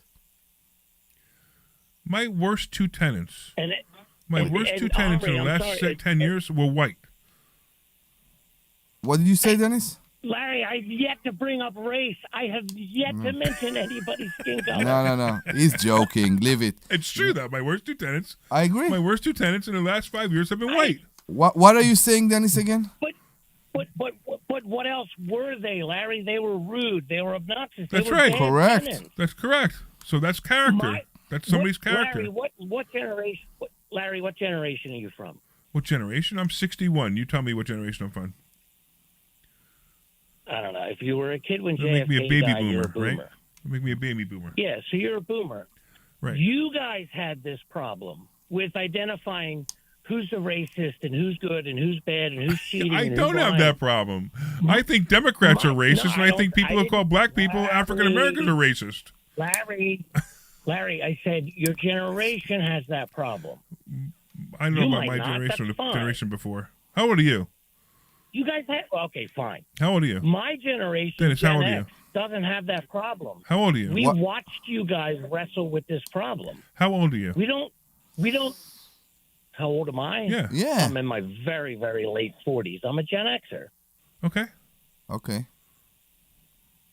You jumped We to a don't- lot of conclusions, Dennis, and we- it's kind of rough. But go ahead. Okay, you're right. I like to simplify things. No, Like, you jumped to I don't know conclusions. anybody of my generation. You're Archie. You're like Archie Bunker, but the other side. I'm a simple guy. Okay. Omri sounds like a good person. He should be able to. And Omri, thank you for that. I did not know that you could go to court and say that, and that a judge would actually find in your favor. I really didn't. We know need that. to understand that we have normas as human beings. Okay? When a person curses you, instead of telling you, I'm not happy with what you did, it's a problem. This is against the norma. We should have social normas. And I believe this is something you can put in writing in your lease. But every normal, I agree. Every common sense human being, yes, including a judge, will of course be able to look at that and say, this is something that showed me. But you that the can't throw somebody out because they cursed you out. You can't. They have to have another reason for throwing them out. I mean, So- if somebody cursed me out, I first of all, I go off the handle every once in a while. You know that. No, I right? have a sentence in my leases that declare that the tenant, I don't remember it like specifically, have to be communicating properly with the landlord. It's a standard lease, But and if it should do that. if the tenant says F you every word in their mouth, Yeah. then you could use that against them. I don't think a judge is going to let you win that one. I'm not sure he will let me win that one, but if this is the person that I'm dealing with, maybe this is why the communication is so problematic. Listen, I've had tenants, curse me out. Yeah. Usually it's a misunderstanding, and very quickly they learn that doesn't work with me. Yeah. But, then we work it out, just like anything. I mean, you and I we're partners in this mobile home park. Yeah. You and I have had flat out battles over the partnership, and an hour later we're best friends again. Yeah. So, and it's the same thing, marriages or anything else. So I'm not evicting somebody because they're going to curse me out. But if they're not paying their rent, and then they curse me out because they're not paying their rent, I don't really care that they curse me out because they're not paying their rent. I care they didn't pay their rent. I'm not sure I agree. Larry, if a landlord, if a different landlord, for whatever reason, doesn't want to be cursed out, it's a religious reason. They don't like foul language. It's They're gonna have a tough traumatizing time. They're gonna from have a tough time childhood, evicting or- somebody on that. They're gonna have a tough time evicting somebody. Listen, on that. you end the lease. but when You I- find a reason to end the lease. You end the lease. You I send a notice understand. to But- quit. But the point is, you can't end the lease because the guy cursed you out. If he threatened you, yes. So here, guys, here's where I don't understand this. Okay. Omri just said you find a reason in the lease to end it. So Omri is making a mistake by saying that. Okay. Because I'm not but finding that's a what reason in a everybody lease to does. make. It has to be a real reason. No, it's not an excuse. It has to be real. Normally, when you are in this position that the tenant start to curse you, it's against something. All I do is hang up. I get you, but it's so for you. You don't feel it. course I do. You go to the next thing. Yeah. To me, there is a reason. Let's say that the tenant right now broke something in the house. They broke the handrail. They broke the washing machine. Something happened, and it's on their fault, right? And I tell them, you broke it. You need to pay for that. And instead of accept that, they start to curse. normally with a person that will come to you and say, and that's a very good example, listen, I understand, I can't pay that right now, I don't know what to do. Go ahead, they curse, and what do you do? I can deal with it. When a person said, like you said, F you, I'm not paying you anything, blah, blah, blah, blah, da, da, da. Okay, no problem. So the lease say that you need to pay for things that you break. Now you're in default of the lease. Correct. And you use this. But yeah. But I'm not throwing him out. Can I ask you guys a question? Go ahead. Can I ask you guys a question as Sure. landlord? Yeah. And someone who does know human behavior? Omri, on your example, let's say this is maybe like the second time that you've heard this person like really unload on you. Okay. And they happen to use cursing. Okay. And you have experience as a landlord. Maybe it's your fault why this happens. I don't know. Who cares? But when someone acts like this, your brain says this usually leads to damage in my apartment. I'm going to cut this off at the head. This person doesn't seem well to me. I don't want them in my property. Your hypothetical situations are tough to answer. And that's the problem here. You're making up hypothetical situations. I will answer. I don't believe that everybody immediately after cursing me are going to break all my windows. No, I don't believe that. Yeah, same here. And if they do, they're going to go to jail. Do you believe they're going to get That's vindictive? vandalism. Do you believe at some point they may get vindictive because you've argued frequently over the years? I hope they will. I hope they will. Right, you're not funny. So I'm sorry, but I hope they will because it will be very easy for me if they did it intentionally to fight them. So and I won't fight them, actually. The insurance company. They take a sledgehammer to the kitchen, for example. Yes, correct. Two things. One, they go to jail, and two, my insurance company covers it. Yeah. So actually, believe it or not, what he said is correct. I hope they do. We try to avoid those situations, Dennis. We don't want to be in those situations. I talked an hour ago. I'm sorry. I talked an hour ago about a tenant that I decided not to rent because of their character. Because they shouted, they hang up the phone. It was all very aggressive. And you know what? I had to drop the rent $400 in the last 3 months to find tenants. I had to drop the rent. I don't regret it for a second. All right. You need to deal with people that are acting as human beings, that you can deal with. And there must be norms on our life to dictate how a human being should behave. So, Dennis. Yeah, so, Larry. Go ahead. Larry, wait, real quick. I want to start my sentence with, I believe if you're a racist, you're stupid. You're making a decision to get in the way of profit as a business person. That's dumb. That's actually true. But left or right, I don't care. That's dumb. Right.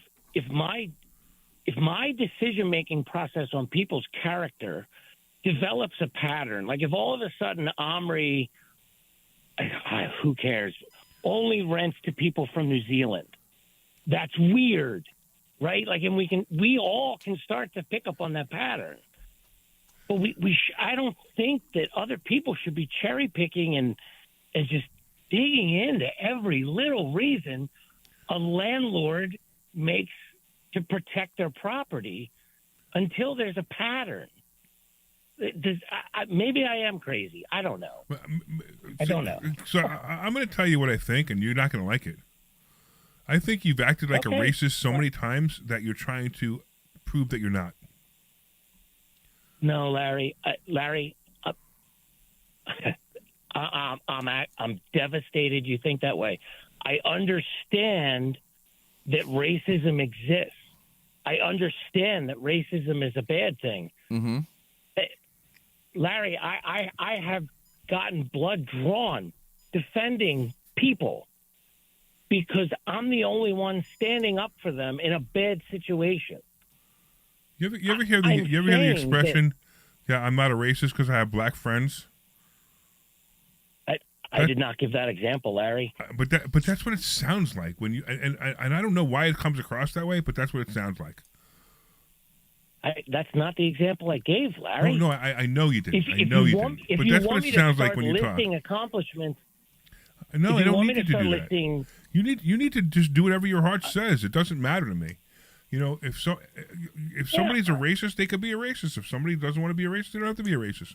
As long as they're not harming me or anyone else, I don't really care what their thoughts are. And it's not. It goes back to the same thing with the he she's. And it's not about generation. Me neither. I think it will be and it will stay in every generation, because if you're being grown in a house with racist parents, there is a very good chance that you will grow up racist. That's true. It is what it is. Yeah. I don't know. See, that was my grandmother was the nicest lady on the planet, but she had a horrible, horrible opinion of black people. See? And it was just nobody taught me that. And you know what? It was when I was a kid, when I was small, like 3, 4, 5, 6 years old, my mother had a cleaning girl, and her name was Mamie, and it was a black woman who used to clean our house.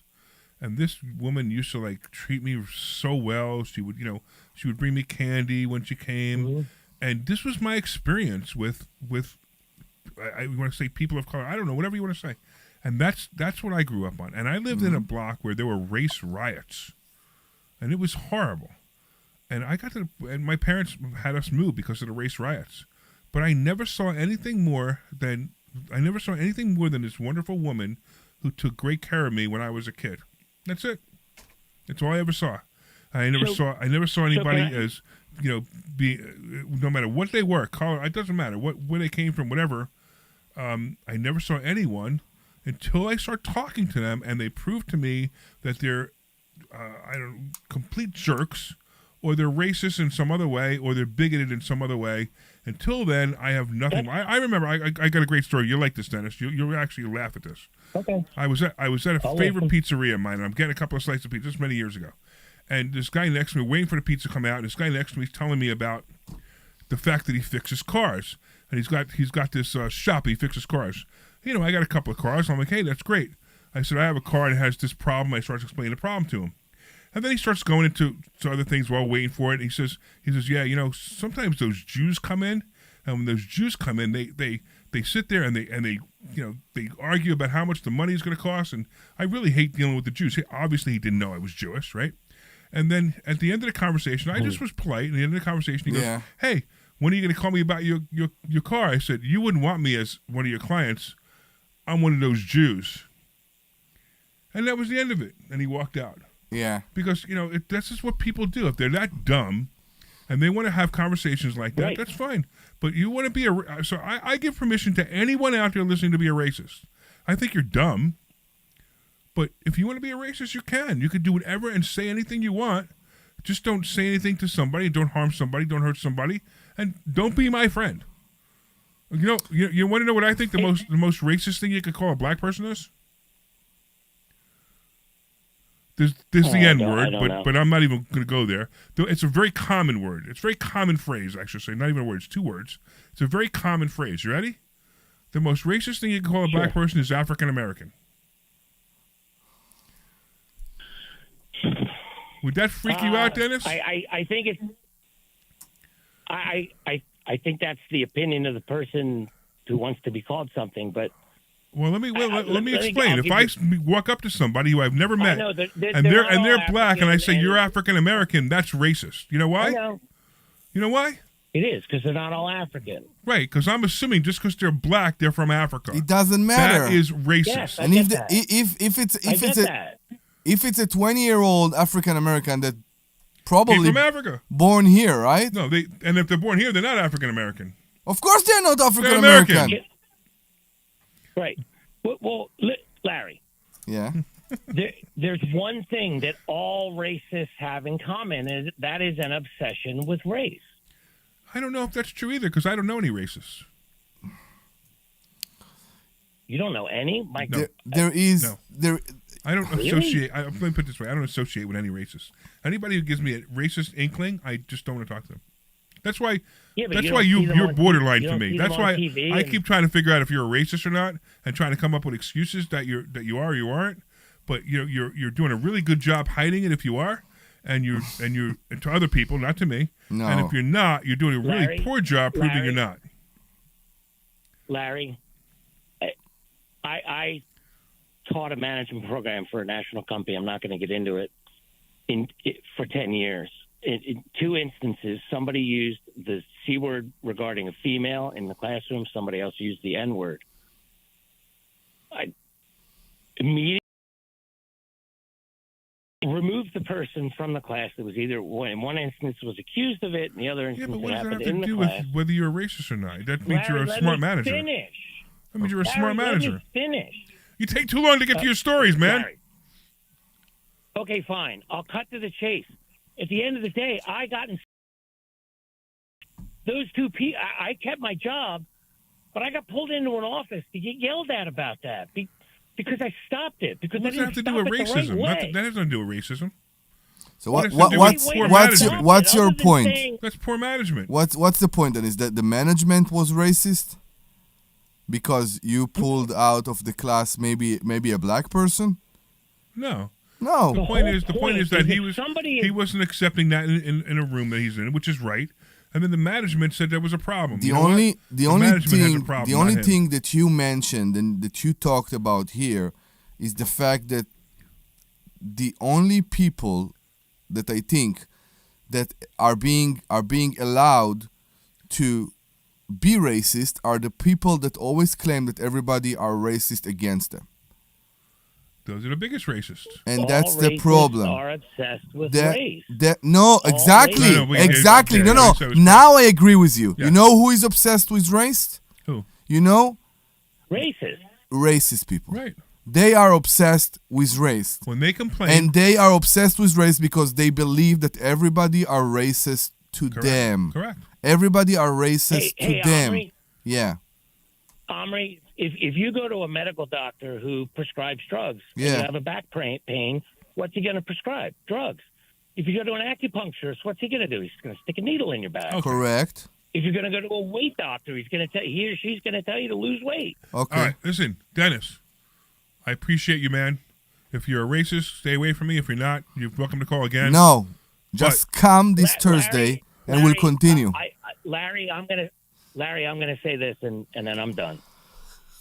Honestly, if you think I'm a racist, I can't listen to your show ananymore. No. I don't know if I think you're a racist. And I'm being honest, because if you didn't listen to my show, I wouldn't notice anyway. And I just want to be sure that's true. I don't know if you're racist. You have some of the things you say have a tendency to make me believe it, and then some of the things you say have a tendency to make me not believe it. So I'm gonna take Larry, for the benefit of that's doubt. a problem with me. No, I'm not sure we I understand. don't think that's a problem with me. I'm Larry. not sure we 100% understand the point of the point that you try to bring in. Right, and I still don't. That's see the it. only thing. This all started with me saying if there were less rules, it would be less expensive to rent. Well, I don't know, but that's not the mix either. But let's do this. I'm not a lawyer. We're going around in circles. I appreciate you. If you want to have keep listening, another great. caller, If you and- don't, I got to go to another caller. And but please thank you, come. But I appreciate you calling, my friend. And you are invited All right? to Investor Schooling, so please Yes. come here on Thursday, and we'll be very, very happy to meet you in person. And we won't call you racist in person, all right? Never. It was a joke. You're supposed to laugh. I think we lost him. All right, let's go to Cynthia. What's going on? Listen, guys, I'm enjoying this program so much. I'm in the kitchen cleaning, and it is so funny, these conversations. But I just wanted to make one statement. I am an African American woman, and I want to say that there's only one race, and that's the human race. Yes. Thank you. And all lives matter. That's right. Thank you. Yes. Listen.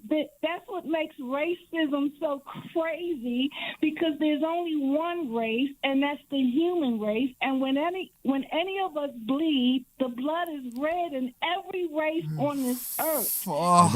That is correct. Oh, you filled up my chest with air, clean air. And listen, and the reason why I'm an African American is because my descendants came from Africa. So the race is not the color. The race is your origins, where your bloodline comes from, and my bloodline comes from Africa. Even though I'm as white as maybe you guys are, because I'm a light-skinned African American, but I'm still a descendant from the African people. So Right. And just correct me if I'm wrong. Right. You don't want anybody to treat you differently, good or bad, because you are African American according to what the society dictates. You are a human being as much as everybody else. And that's true. And if you, to me, if you look at the origins of discrimination, I'll call it that instead of racism. It's really discrimination. Discrimination is based on the roots of it is jealousy and envy. Absolutely true. And superiority. Yep. Superiority. Like, how can you, a lesser person, have more than me or Yep. equal to me because you started behind the line. I started in front of I started the line. You guys started behind the line, but yet you're gaining up on us, and we can't have people of color be more successful than people of non-color. Oh, my so God. It's all about economics. Yes. It's about economics. It's not about the shade of your skin. It's about economics. It's about religion. It's about thoughts. It's about culture. It's about everything. You're different than me, so if you're different than me, you must not be as good as me. That's the problem with that's racism in a nutshell. And to me, I can't even fathom any of that stuff anymore. I just don't even want to. If you go to the Arab countries, those people are darker than most black people. But if they have money, it's not about. It's exactly. Right. Racism. Yeah. Hey, do you want to know who? I love the station. I'm going to hang up because I'm cracking up at everything you guys are saying. Wait, you got to hear this, right? You got to hear this. Somebody on YouTube said, "Hey, gents, I thought this was a money show." And you know what? Chris, who wrote that, who cares if it's a money show? It's any show I want it to be. It's the Larry Steinhouse show. I can make anything I want. And if Cynthia wants to call and talk to me, I'm going to talk to her. And if Dennis wants to call and talk to me, I'm going to talk to him. Exactly. And my favorite caller so far is you. You just enlight the day for us. And that's awesome. To the person on YouTube who said I thought it was a money show, like you said, it's your show. You can make this show anything you want it to be because it's your show. And it is a money show, and I think this subject related to money too. It's also related to money. Believe it or not. Yes. Yes. Because try to figure out what I'm saying. You guys are really making me laugh. It's so interesting. Thank you. Thank you so much for calling, We so Cynthia. appreciate you listening. We really do. Yes, and we'll be very happy if you'll join us in class. Come one day and meet us. Yes, come for Thursday class. Go to I know you can have trouble with Omri's accent. Come on. Come on. I will tell you something, okay? Listen, hear me out. Yes. A blind person won't see a successful black or white person. Okay? He won't see any. If you will look for something, you will find it all the time. My wife has a sickness with the number 22.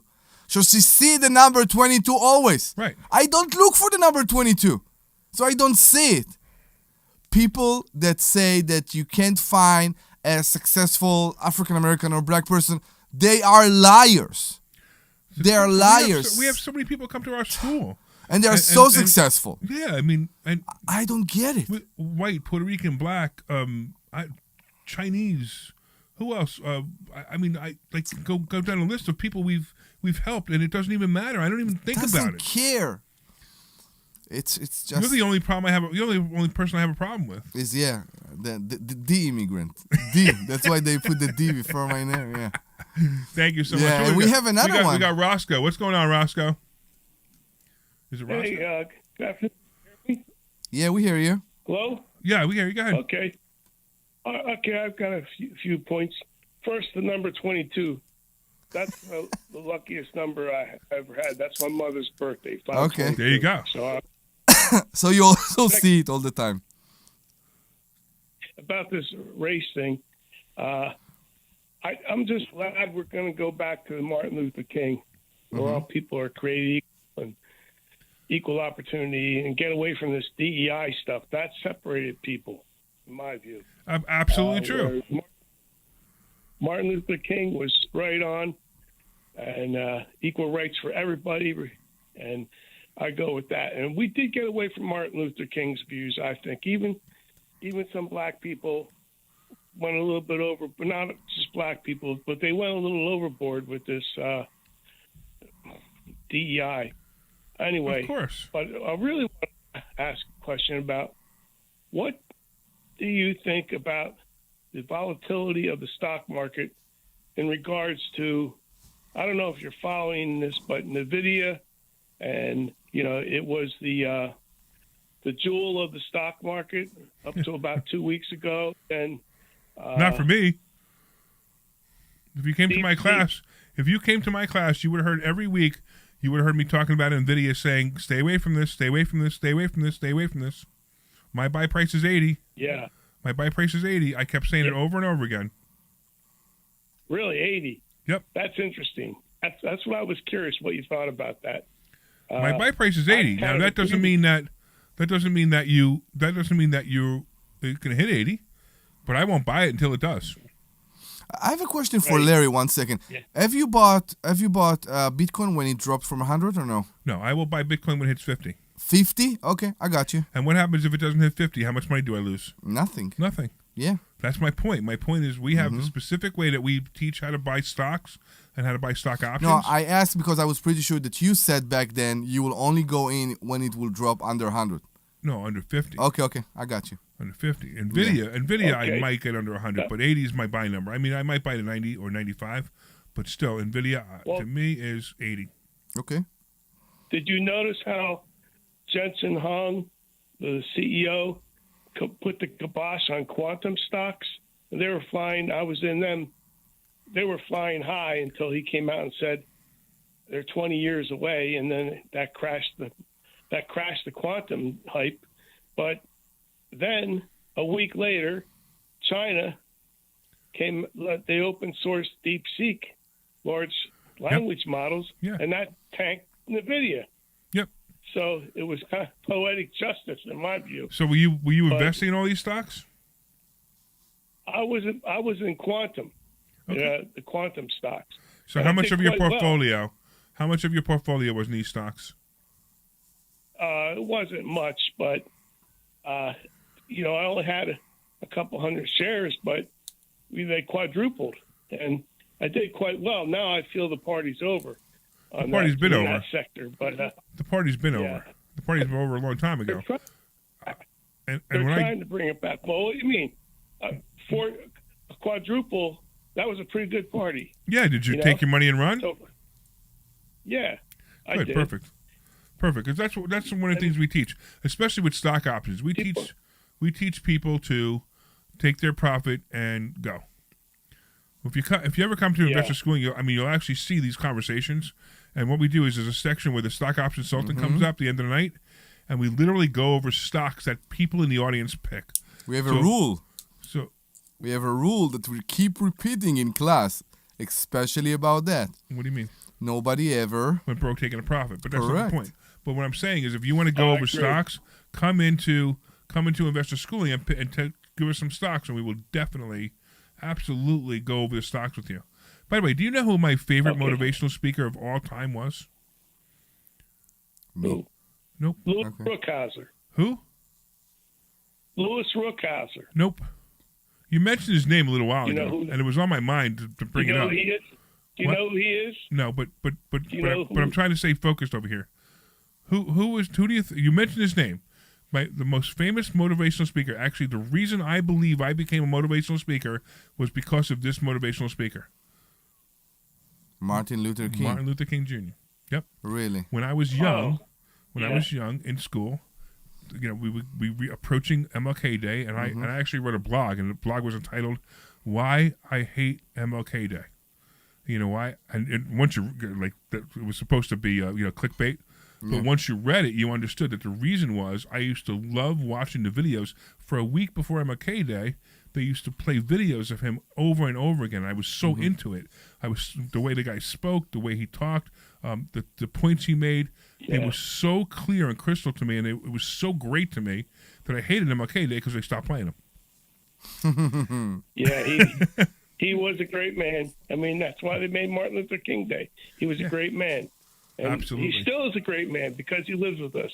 Absolutely true, and you're right. And everything that he wanted now exists. If you go back and you listen to the speeches, everything he asked for it now exists. The I Have a Dream speech, it is all real. It all existed. Whites and blacks marrying, people living together, no one caring, and that's exactly where we are right now. Mm-hmm. And that's exactly what Trump just did by ending DEI, because DEI was a complete mess. All it did was bring up racism and make racism. Correct. There's one problem that I would say some people they still don't get it. Like even some black kids and stuff, they don't believe they're equal, and that's where the problem is. It's what they see at home. That's exactly right. It's what they see at home, and it must end it. The parents have to stop repeating racism. And if they stop repeating racism, racism will end completely. Yes. But it's mostly gone now. And I'm really glad to say it. Nobody cares. Nobody cares anymore beside the people that wake up every morning and try to find those symptoms. And because they're trying to find those symptoms, they find them anywhere they want. Right. Anywhere they want. It's like the number 22. This is exactly where I'm going. Because you're looking for something, you will find it. You didn't get ketchup with your burger in the brown bag at Burger King because you are black. Not because you didn't ask for it from the seller. It's because you are black. This is awful. Awful. And the most racist people are the people who claim that they're helping helping minorities. Correct. And it amazes me when the things that they say comes out of their mouth, and they don't even know it's racist. Mm-hmm. But we did the whole racist thing today. It was a racist we didn't hour. even do a commercial. That's how much. Yeah. That's how much we. When we're almost out of time. Yeah. People need to call. Well, I'll tell you one thing. Can I say one thing? Of course. We got maybe. You know who gave the best quote? The best quote about racism? Rodney King during the LA riots. He said, "Why can't we all just get along?" Yeah, exactly. I know what you mean. But anyway, I got to kick you off, man. I appreciate you. Thanks for calling. This was an interesting show today. It was all about racism. Some of it, yeah. That's okay. It's my show. I can do whatever I want. And right? let some say that it doesn't matter what color you are, you can still have the same success stories. Yes. Now, I'm not sure if we're supposed to be out now or supposed to be out late, but I'm going to go on like a normal 59:30 because I'm totally confused. I'm hearing the music in the back, so I'm completely confused. Yeah. But I guess I'll start to say thank you to everybody because, again, totally confused. I do want to thank Dennis. And Dennis, if you're not a racist, fine. If you are a racist, that's your own problem. But if you're not, and I assumed it, and I told you already, I apologize for calling you if you're racist. But, just be careful on how you maybe express yourself. Cynthia, you were wonderful. You were hysterical. Thank you for listening. I really appreciate it.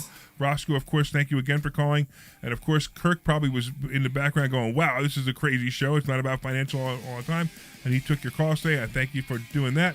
Omri, I thank you for being here because you are awesome, too. And everybody knows that Omri is the immigrant. The immigrant. Yeah. The immigrant. And, of course, if you want to go to Investor Schooling and learn actually stuff about finances, go to investorschooling.com. That's investorschooling.com. Take care, everybody.